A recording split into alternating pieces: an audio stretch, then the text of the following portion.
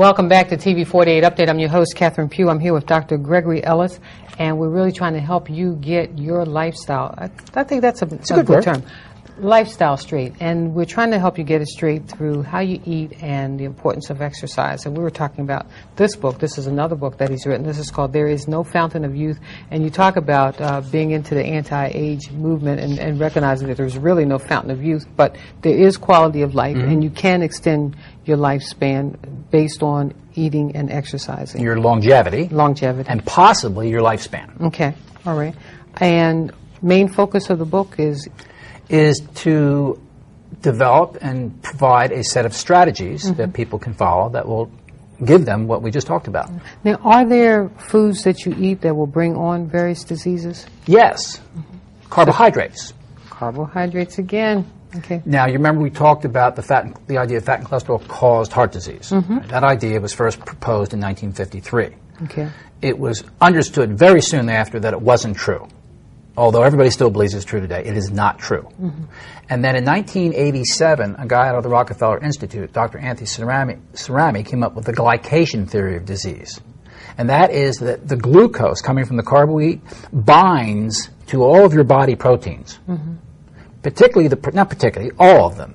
But a great source of the proteins that it can bind to are the proteins that make up all your blood vessels. And then once it binds to that protein, it binds to the one next to it. And you actually become glued together.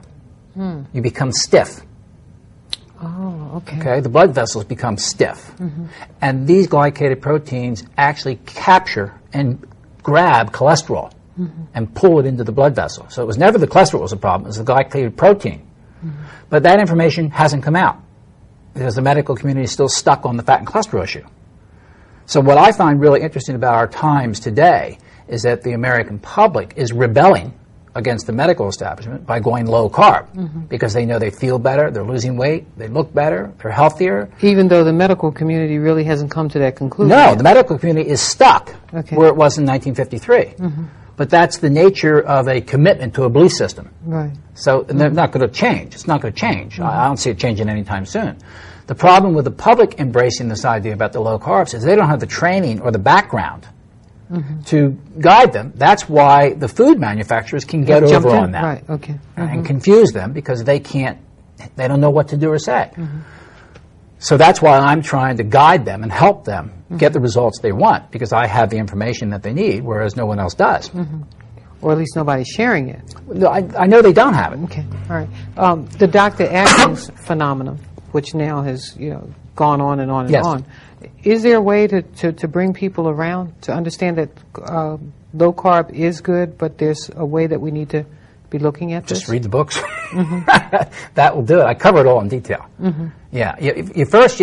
Once somebody decides they're going to embrace the low carb diet, you then have to teach them how to do that correctly. All right? And if they do it the way Atkins taught it, they won't be doing it correctly. But there's enough people out there who have had great success on the Atkins version of the low-carb diet, and they blunt all the failures. Almost everybody eventually fails on the Atkins version of the diet, but at first there's people who actually gain weight, there's people who lose no weight, people who lose a little weight, people who lose a little more, and people who lose a lot.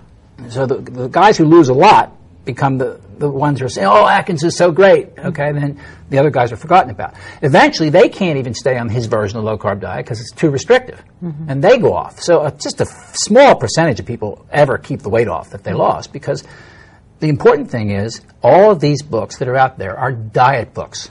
They're not books teaching anything about the process, the total process of body weight regulation. People have to know every little step they can take.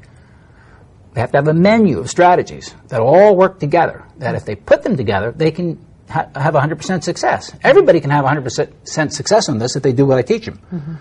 Then if they learn the rules and they don't do the program, then you've got to find out why they're not doing what they're supposed to. That's a whole other issue. That's probably something psychological. Yeah, you got a therapist or whatever. Yeah, let's talk a little bit about alcohol in the diet. Bad? All the scientific evidence indicates very strongly that alcohol is very health-giving. The question is, what's the dose? Okay. There's a little-known law that's been around for 120 years called the law of hormesis. The law of hormesis says a toxic substance can be beneficial at a low dose and toxic at a high dose. And every chemical, every substance on the planet adheres to this rule. So the low dose of alcohol is what? We don't know. Where does it give beneficial effects? Well, clearly the French, the Spaniards, the Italians, they drink more than we drink, and they're doing quite well in the health statistics. So we certainly know that at least a couple drinks a day, I think even upwards of 6 a day, are truly beneficial. What's toxic? I think if you're sucking back a fifth of Jack Daniels a day, you're going to be in trouble. Sounds like it. We'll talk some more. Stay with us. Stay with us. You're watching TV 48 Update. I'm your host, Catherine Pugh. We'll be right back.